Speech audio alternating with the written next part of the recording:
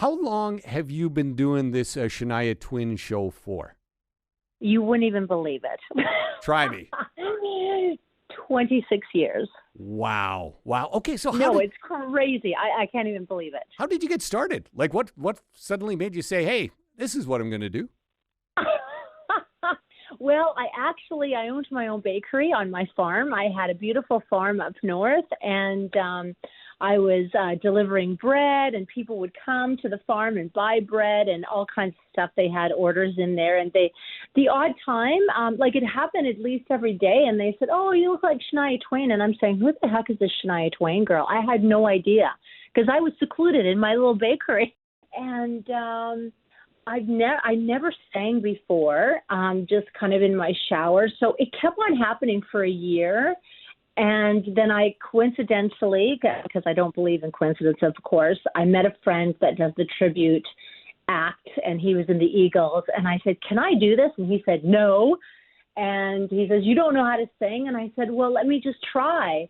And so I practiced for about a month, and I sent him a tape. He goes, "I'll be right down," because he lived in Toronto. I lived in Sudbury, and he said, and that's where it all started. That's a long story, isn't it? Okay, well, tell me this, though. What is it about, obviously, you have the look, so you spend a lot of time probably studying Shania Twain, not only how she sings and her sound, but how she moves. And what do you find most striking about Shania?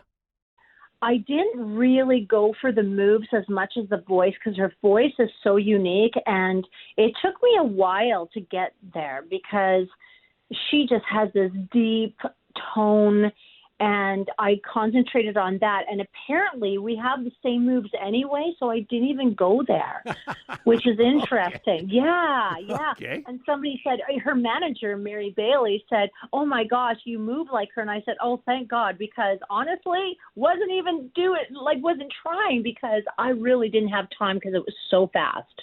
Wow. So fast. Wow, what a great story. Hey, okay, so Friday night, 6:30, TCU Place. You're going to do the show. I assume it's all the hits. It's all the hits, yes. Anything in particular that is your favorite to perform? Oh, my gosh. Every night I feel like a woman. We come out with that. And I just love that song. It just, because it's woman power, but all her songs are woman power. And it's not the woman power like women's lib stuff. And nothing against women's lib. Has nothing to do with that. It's just about being a woman and loving ourselves. That's what I mean by woman power.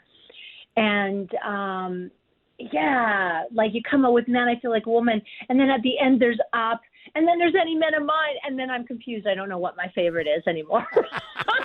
And I've been doing this for 26 years, and I'll tell you honestly, I never ever have gotten sick of her music. Never. Hey, do you still have the bakery? I don't have the bakery. I don't have time. During COVID, I should have had time, but I said, "Ooh, this is the time to relax."